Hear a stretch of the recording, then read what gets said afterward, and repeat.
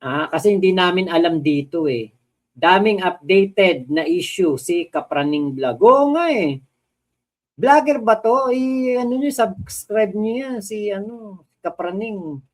Talagang updated siya. Alam na alam niya yung mga latest. Kasi tayo di natin alam yan eh. Mukhang naka-predata lang si Senior Jordan. Scam ka na sa scripted yun. Boss, matagal na yun. Hindi! Bago lang yan. Sabi ni Kapraning oh. Pustahan tayo. Kapraning, 12 tons yan ano? Sinerch ko ngayon lang eh. 12 tons daw eh. Diba? Bumili ng 2 kilo nga to. Hito. Tapos kami nag-harvest. Oo nga, baka magpakita si Kulao ng hito. Binili lang pala. Nasa content ni Norma na nag-harvest siya ng hito. Reynaldo Kasaysay, kailangan may resibo yan, hito, boss Mac. Oo nga. Baka niloloko mo lang kami, Kapraning ha. Kasi hindi namin alam na nagtinda ng na nagbenta pala ng hito si Kulao. Hindi namin alam yun. Boss Mac, nang scam daw si Kulaong, maiba lang. Hindi, kaya ni Kulaong yan? Parang naman hindi ako makapaniwala dyan, Big Mama. Grabe naman kayo makabintang kay Kulaong. Bakit hindi niya mabidyohan ang pag-harvest ng hito kahit hindi niya sa kanya bibidyohan niya? Oo nga, Kapraning Vlogs, ba't walang video yun? Yung hito, inahanap ko ngayon, wala. Buti na lang hindi maganda quality ng TV namin. Hindi ako masyadong nakakatakot kay Kulaong. Naging pangit tuloy yung subdivision namin sa BFO. Oo nga, Shib. Kasi yung pala nakatira dyan, Kulaong.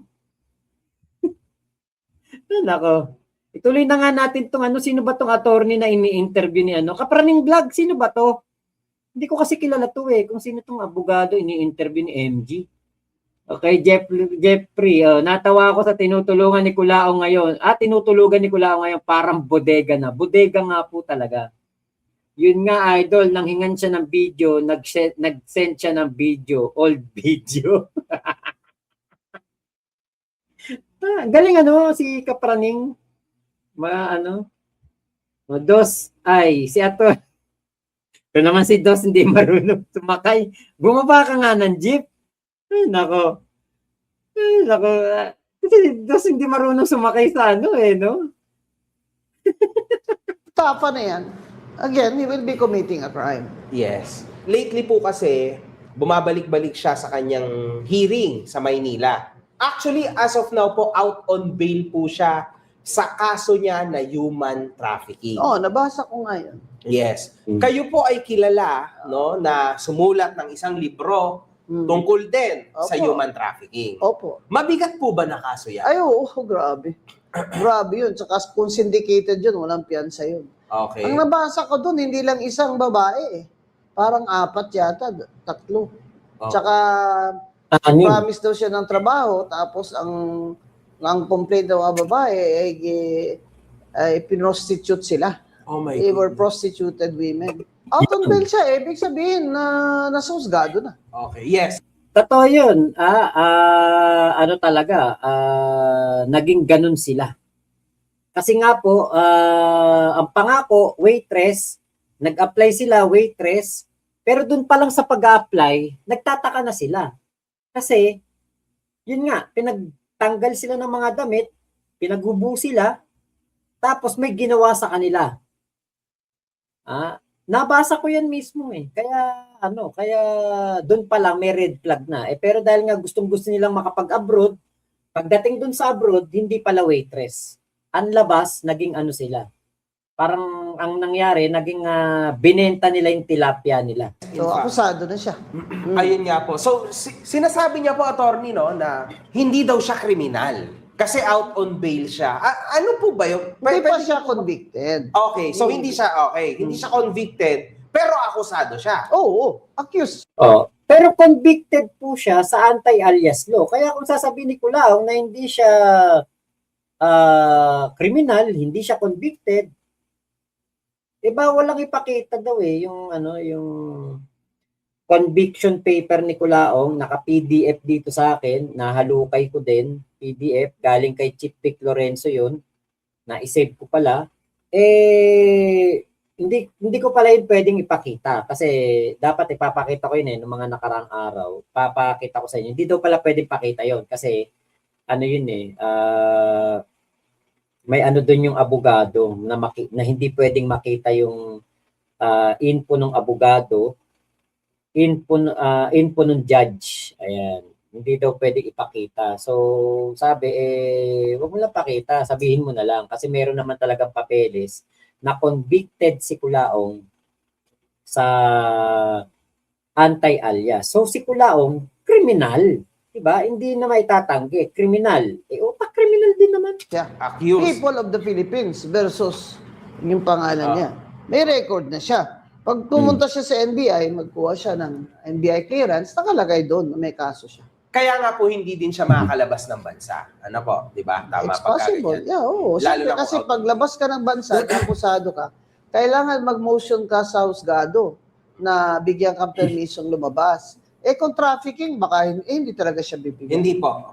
Now, attorney, usually, ano pong masasabi nyo na ang isang tao tulad niya, kunwari, di ba? Example, siya po ay out on bail. Sa tingin nyo po ba, tama yung daan na dinadaanan niya na out on bail ka, tas puro ganyang katarantadon yung ginagawa mo sa internet? Parang tingin ko yung taong ito, wala siyang pakialam kung ilan ang kaso niya.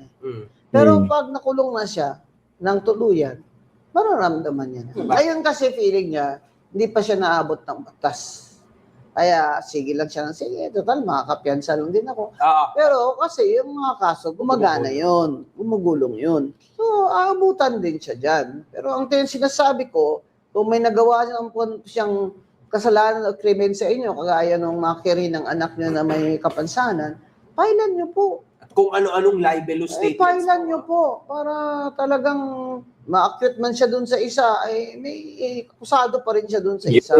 Kasi eventually, pag wala na yung makain, titigil din yan. Patong na kaso. Lagay ko ginagawa niya ito lahat dahil gusto niya sumikat, baka makarakit, gano'n. Pero eventually, aabutan siya ng batas. Makukulong talaga siya. Yan ang gustong marinig ng mga tao kasi sometimes, attorney, yung mga tao parang hindi na rin naniniwala sa batas. Oo, kasi itong taong ito, kasi ang tagal, due process daw. hala lang ng hala. Hindi naman nahuhuli, hindi naman nakukulong. Na-arrest, pero nakakapiyansa.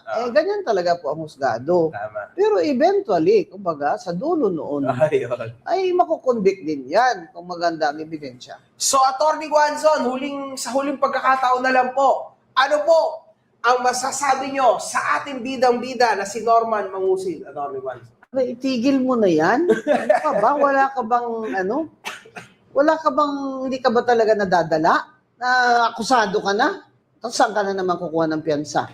Ano ba talaga hanap mo sa buhay? Gulo. Yun ang hinahanap mo lagi, gulo. Kung baga sa English, chaos ang hinahanap mo lagi.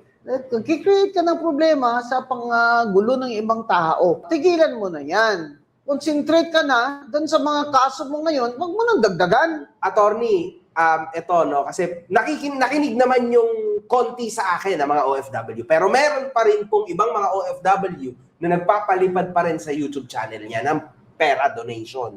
Nagdo-donate? Yes po. Kaya pala gustong sumikat dyan sa YouTube niya. Nagdo-donate po. $5. At ginagawa niya yan para sa views. Yan ang source of donation. Dapat habulin ka ng BIR. May income ka pala galing sa views mo at donation, hindi ka hinahabol ng BIR. Nag-file ka ba ng income tax return mo last year? Baka hindi ka nagpa-file ng income tax return, pwede kang i-complain ng kahit sinong taxpayer na hindi yan nag-file ng income tax return, habulin ka ng BIR. Ayan, piyansa na naman. Naku, kulong na naman. Alam mo, kayo po mga OFW na napakahirap pong maghanap ng pera dyan sa inyo. Halos busabos na po yung iba sa atin dyan. Halos walang tulog, walang kain na formal. nagpapadala pa kayo sa mga YouTube na yan? Papadala pa kayo ng donation. Abay, kung gusto kayong mag-donation, padala nyo sa Red Cross. Siguradong hindi mawala yung pera nyo. Tama. O kaya kung may nabagyuhan, padala nyo doon sa mga kaibigan nyo na nag-humanitarian aid doon sa nabagyuhan sample sa Cebu. Huwag kayong magbigay ng pera sa kuning-kuning lang, nagkakawang-gawa sila. Dahil Kuning lang. hindi nyo na po masisingil yan. Maganda po, wag na kayong magbigay dyan. Kung magbigay man kayo, gusto nyo talaga makatulong, magbigay na lang po kayo sa mga Red Cross, maasahan yung mga kamag-anak ninyo, yan, na magbibigay ng, kunyari, na may sakit yung isang bata, di ba? Ganun lagi, may batang may sakit, kailangan ng operasyon, di ba? Papakita ng picture ng nag-YouTube na pupuntahan nila. Tapos ganyan, tapos meron silang number. Nakita ko yun ang GCash. Huwag kayong paluloko doon. Abay, kung gusto nyo talaga, humingi kayo ng pangalan, address nung nangangailangan, i-contact nyo na lang ang Office of the Mayor, yung City Social Welfare Officer dyan. At doon kayo, gusto nyo magpadala ng wheelchair, gusto padala diapers, pagkain, doon nyo na lang idaan para sigurado. Alam nyo po kasi, attorney, yan din po yung sumabog na issue na kung saan kaya po siya kinagalitan ng maraming tao. Kasi po, kesyo pinapalabas niya po na nag-humanitarian siya, as you said. Nag-humanitarian siya. So, dumating po sa isang point, as per one of his staff, no, sa akin, nagpa-interview din po, publicly available naman po. Nagkaroon po siya ng 8 milyong pisong donasyon. Wow! At yes, 8 milyong pisong donasyon through YouTube po yan. Totoo po yan. Sa loob po ng isang buwan po, 30 days po. Nag-live lang po sila, nagkaroon po ng 8 million pesos. Ayun nga lang po, ang nakita lang po ng mga taong nag-donate, more or less ay nasa mga wala pa pong 1 milyong Abay, piso dapat tabunan na nga. bigas. Actually, ano lang yun, wala pang kalahating milyon. Mga 300K lang yun. Ang BIR. Kasi may income pala siya Dapat nagbabayad ka ng tax dyan. Trilyonaryo daw po siya, attorney. Sinabi niya yan. Dapat isumbong na siya sa BIR. Sana po ay huwag kayong mapagod ng kaka-complain sa taong ito. Yun! Yan. Dahil hindi po siya titigil pag hindi po ninyo siya kino-complain. Yun. Okay. Maraming salamat po. Ito po si Atty. Rowena Guanzon, ng inyong lingkod. Maaari niyo po akong masubaybayan sa aking Tough Talk with Rowena Guanzon sa Facebook at sa YouTube, Queen of Bardagulan. Maraming salamat sa KMG. Salamat po sa inyong lahat. Salamat mga Cobra ko. One love with fine vibes. Thank you, attorney. Ayun. Mga putang ina nyo kayo. Ayun. Actually, yung sa issue po ng pera, hindi lang po, hindi lang po 8 million yun. Talagang malaking-malaki na dali doon ni Culaong. Kasi marami pong kaperahan noon na hindi po talaga nakarating sa tao. Katulad noon, yung aming 1 million sacks of rice. Sila Ate Lisa Paris, Jojo De Guzman, si Kuya Spencer, sila Kuya Alpa. Nagbigay diyan pero wala pong 1 milyong sakong bigas. Iba pa yung sa Bataan. Totoo 'yun. Siguro umiyak na ngayon si Kulang sa banyo habang nag-iigib ng tubig sa balde na boysen. Bakit naman ganun na ba kahirap? Sabi ni Bla. Okay, bawal yan. Baka mag-double jeopardy tapos baka makasuhan ka na cyber libel, sabi ni Shib. Yung sa ilalabas ko yung kanyang conviction, yun ba? Okay, ito pa, Boss Mac, nasagap ko, mainit-init, may 4 na bagong bodyguard si Culaong, mga ex-con daw. Ha? Kung hindi si Casper yan, si Kapraning, si Monica natulok yan. Nasaan na ba si Kapraning? Ala ka bang ibang ibibigay pa sa amin ng mga info? Yung mga bagong info na nasagap mo. Ibig sabihin, ex-convict talaga siya kasi ex-convict na siya for anti-alias. Tama po. Okay. Kuya Glenn Magramo ng Dubai, shout out. Ate Michelle, bigyan din ng 10 palakpak si Kapraneng. Ang galing ng info niya. Palakpak sa ulo. Excuse me po. Siguro lang yung sinabi ng nanay natin noon na, sige ka, pag di ka tumahimik, kukunin ka. Oo. Laging panakot ng nanay ko yun eh. Dobleng trauma siguro nun. Oo, Boss Mac, dahil binuno niya ang sentensya niya sa kasong yon, Kuya Elmer. Catch me! O, si Berong Bulag ay si Bero Cornel na taga Bulacan, Bulacan. Paano naging kamag-anak ni Kulaong yun? Ano yan, parang bayani yata yan. Si Bero Cornel. Magkawawa magiging abogado ni Nicolao kasi di mapigil yung bunganga. Kaya ayan, patong na talaga reklamo. Tapos hindi pa nababayaran. Christopher Sereno, hindi ako makapaghintay na tirahin ni Nicolao si Atty. Guanzo. Diyan siya matutuspok. Tama. Elizabeth Sangre, Lods, pa-shoutout po. New subscriber po ako pero matagal ko na kayo sinusubaybayan. Lalo na yung laban nyo sa kay Kulaong. Thank you po. Crazy, lagot kulong, yari ka na naman ng BIR. Glenn Magramo, oh my goodness, dagdag kaso na naman. Kuya Henry, 3 hours, quality time again. Actually, 3 hours, 20 minutes na. Lance Tan, yari, dagdag na naman sa lista ng kaso ni Kulao, BIR naman. Yun nga po. Guys, share and like tayo. Open pala mag-file ng complaint basta taxpayer. Tara na, mag-file tayo kay Kulaong. Opo, file po kayo. Iyan maganda diyan, 'di ba? Abogado ang nagsalita. Hindi ko na makita yung kaninang comment.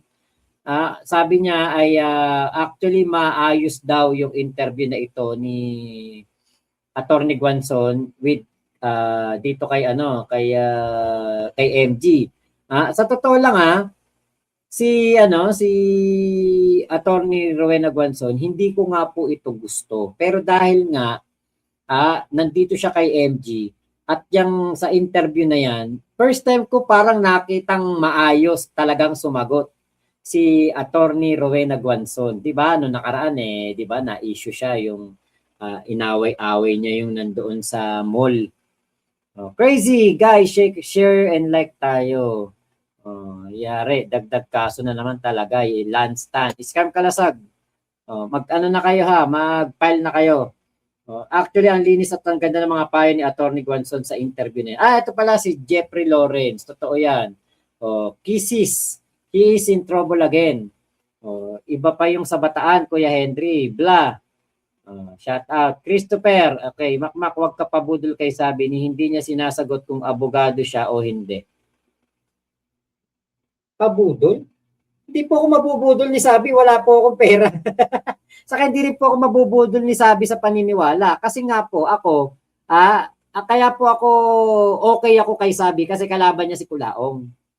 Wala po akong pake kung ano man po ang nakaraan niya, kung ano man po ang kanyang estado, ano ang kanyang pagkatao, ano ang kanyang profesyon. Kahit janitress pa sa law firm, si Attorney Sabi, mas gugustuhin ko pa siya kaysa kay Kulaong at mas kakampihan ko pa siya kaysa kay Kulaong. Pero yung mapabudol, wala po mabubudol sa akin ang kahit sino mambubudol. Wala po akong pere. Konti lang po pera ko. Bingo, sa BIR talaga magkakaalaman kung mayaman si Kulaong. Wala akong malaking pera para mabudol. Meron akong pera dito, siguro mga ewan ko magkano ba laman. Ito, may pera pa naman ako 150.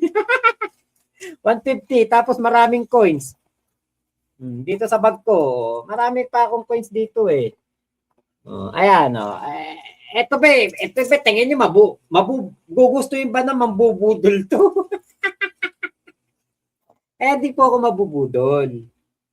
Malabo po ako mabudol kasi hindi po ako mabubudol.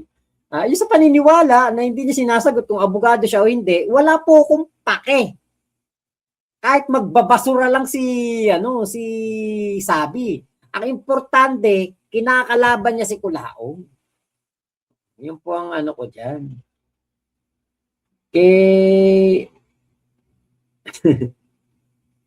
Bingo, sa BIR talaga magkakaalaman kung mayaman si Kulaong. Tama, Reynaldo Kasaysay, ha? Kuya Mac, yung palaisdaan daw niya, kung sa Magat Dam yun. Sa Magat Dam daw yung palaisdaan niya?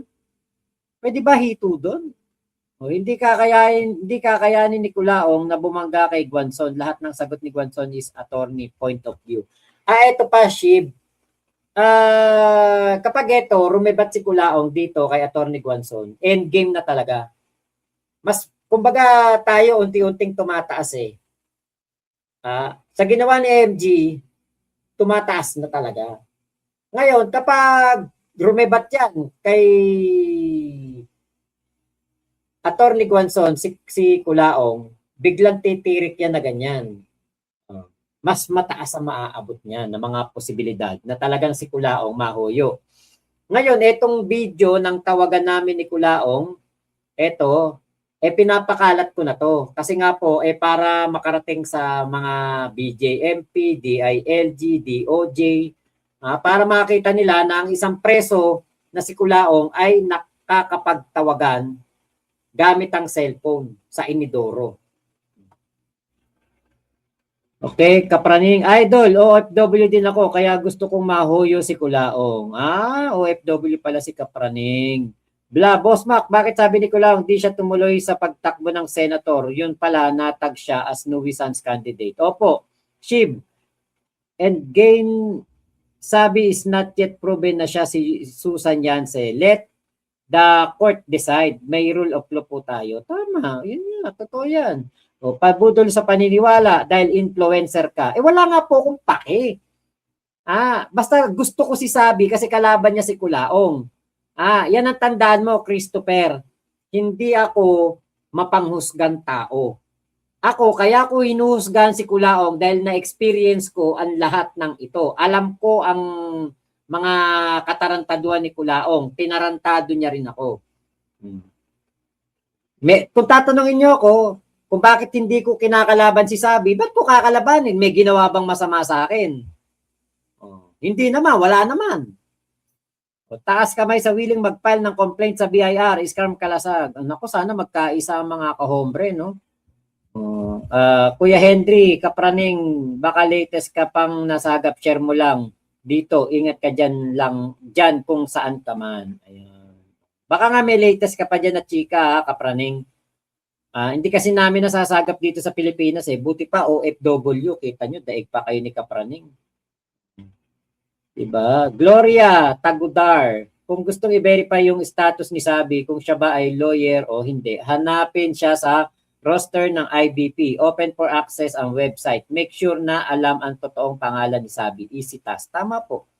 Diba? Pero wag na nating yan. Yan kay Sabi na yan. Hindi naman yan ang ating topic dito, focus natin di ba? Hindi natin topic ang pagkatao ni Sabi. Ang topic natin dito ang kagaguhan ni Kulaong. Di ba? Ganun lang po yung kadali, Ate Gloria, di ba? Kaya lang yung iba, syempre, alam niyo naman yung mga